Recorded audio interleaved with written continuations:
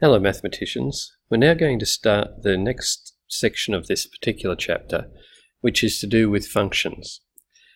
Now some of you may have come across functions if you did the LOBE or elective in Year 10, but it's no problem if you haven't.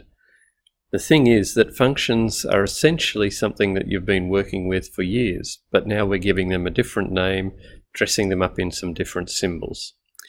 So what is a function? A function is a relationship between variables. Now, if we just stick to that part, you've been working with functions for quite a while. So if you had, say, y equals x squared plus 2, that's a relationship between variables. We put values of x into this equation and we get values of y out. The values that we put in are called the independent variables. And the values that we get out, the y values in this case, are called the dependent variables. That much is called the relation. But if we add one more condition and say that every value of x has one and only one unique value of y, then all of a sudden we've made a function.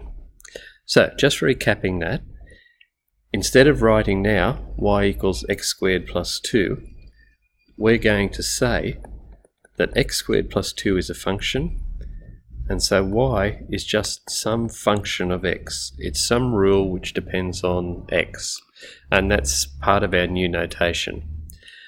The x is the independent variable because that's what we put in.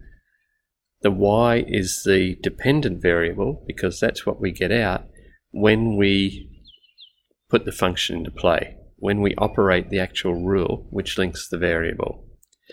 Now, as I said, what we need is for the connection between the variables to be unique, and that can often be found out simply by a quick sketch of the graph and something called the vertical line test. So, if we look at these examples, y equals x squared is a function. This is the graph of y equals x squared, just here, and you can see that no matter where we draw a vertical line, it will only cut the curve once. Now what's the significance of that? It just means that for whatever the x value is, which is this point down here, the fact that it cuts the curve only once means that there's a unique y value for that x value. There can be more than, that particular y value can turn up more than once, because obviously there's a similar y value over here, but it's associated with a different x value. However, if we look at the graph of the circle here, so x squared plus y squared equals 9, you might remember from junior school, is a circle, centre the origin, radius 3. If we draw our vertical line in here, almost wherever we draw it, except right on the extremes, we're going to cut the curve twice. So what that means is, for this x value here, for example, it's got two y values. When we put x equals minus 1 in, we're going to get this y value and this y value. So there's not a unique relationship. It's still a valid equation, obviously, but it just has a different name. It's not a function, it's actually a relation. We can even be more explicit with our functions. So if we had, for example, y equals x plus 1, then that is an equation. We could say it's a function because it passes the vertical line test. So on this graph here, no matter where I draw a vertical line, it will only cut once. And then I can simply combine those two statements. So I can say that f of x equals x plus 1 is the function. Now what that does is makes a few things, as I said, more explicit. So it makes it explicit that x is the independent variable. That x is the value that we're going to change and put different values of x in here to get a different value over here. So I can do things like this then. I can write f of 1, and f of 1 is x plus 1 where x equals 1. So f of 1 is 2. So I clearly have the independent variable, and this is the dependent variable, which results from following this rule. this rule up here. So it is just a different way of expressing things. They don't have to be numbers in here. So I could write, for example, f of a. So f of a is just a plus 1. I could write f of a. And instead of getting stressed about this, think how it works. It means that f of a fits wherever x turns up here. So it becomes f of a plus 1. What is f of a? Well, f of a in turn is a plus 1 plus 1. So it's a plus 2. So much like many things that we've looked at in extension maths so far, it's being rigorous about applying the rule and the logic which lets you work things out. Instead of imagining every situation is somehow different and that you need some new technique to cope with this, you just say, what is the one technique I know? And I apply it rigorously to the example that I'm working on. We'll keep going, introducing all this new terminology. Hopefully you won't get a sense of overload, but we might as well put it out there to begin with. So, next step is that there may be restrictions on the values of the independent variable that can be substituted and have our rule actually work. So the set of values that we're allowed to substitute and let the rule work and therefore produce an independent variable is the domain. The output of our function, which we could think of as the y values or the f of x values, is the range. But often, if we draw up a sketch, it's easier to understand. So if we consider this function, f of x equals 1 minus x squared, we know that if we graph this, and the graph could actually have y and x on the axes, or it could have f of x on the axes. Makes no difference. But if we drew this, you might remember that this is a parabola which is concave down, so it's upside down. We'll cut through the y-axis at 1, and I'm sure you'll remember that we could write 1 minus x squared as that, which will be helpful in a moment. So an upside down parabola cutting through at 1, and where does it cut the x-axis?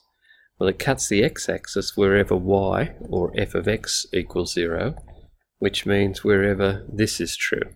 So that happens at x equals plus 1 and x equals minus 1. So it just lets us draw the graph up a little bit. Now, what we then do is think about this graph. Are there any x values which we're not allowed to put into this equation? In other words, if I went on forever and ever and ever out here, all the way down to negative infinity and all the way up to plus infinity, is there some point at which my graph wouldn't exist because I couldn't calculate it? And the answer is no. So that means that my domain, the set of x values that I can put in, is all real x. I can put any value of x in and I'll get an output. However, when we do substitute those values of x in, what we notice is that there's a limit to the y values we get. We can get any y value down here because the graph exists down here somewhere, likewise down here, but we can never, for example, get y equals 2. The graph goes up as high as 1 and it drops back down again. So just from our graph, because we can never get values of y which are greater than 1, and remembering that f of x is effectively y, then our range is that f of x has to be less than or equal to 1. Now this little bit here, if you struggle with that for a while, then you're normal. We just need to get our head around the concept and the terminology. Let's just look at a few of these examples. Again, I won't do all of them. Use the vertical line test to test which of these represent functions. So can I draw a vertical line and it will only cut the graph once? So yes, function. For this one here, because of that closed circle and open circle, that line there really only cuts that graph and not that graph. So yes, a function. No, not a function if somehow we consider both of those together. Yes, yes, no, because we can cut the curve in two spots. Yes, because we can never cut both of those branches. Yes, because no matter where I draw that line, it's not going to cut the curve twice. No. Yes. No, because even though we've got the open and closed circle here, clearly we're cutting this one twice. And this one, yes. We certainly won't work all of these, but we want to do this. Find f of 2, f of 0, and f of minus 2 for each function. So let's do this one. So f of 2 means that I'll put 2 wherever x is. So 2 cubed, which is 8, plus 8 is 16. F of 0 is going to be 0 plus 8. F of minus 2 will be minus 8 plus 8, which is 0. Maybe this one very quickly. F of 2 is 2 squared, which is 4. F of 0 is 2 to the 0, which is 1. And f of minus 2 is 2 to the minus 2, which you might remember is 1 over 2 squared, which is therefore 1 over 4. Next set of examples look at the fact that there are restrictions on the domain for all of these functions. And we're going to work them remembering that we're never allowed to divide by 0. That's undefined. So when we look at these things here, we have to think about what x values are we not allowed to put in because the function would be undefined. So I will just do the one example. So for this one here, clearly I'm not allowed to put the value of x equals 3 in, because then I'd be dividing by 0. So the way that I state that is that the domain of the function is all x not equal to minus 3. For what it's worth, and I think it is worth looking ahead to link this to the graph, you might remember that this is a hyperbola. Sorry, that should be x equals plus 3. You might remember that this is a hyperbola, and it's the hyperbola, 1 on x, shifted to the right by 3 places. So where x equals 3, our hyperbola is going to go like that, something like that. But we're not allowed to have that x value of 3. Now, jumping down to the next examples, we're not allowed to have the square root of a negative number. So again, if I just pick this one here, if we're not allowed to have the square root of a negative number, that means this, the x minus 2, has to always be greater than or equal to 0, which means x has to be greater than or equal to 2.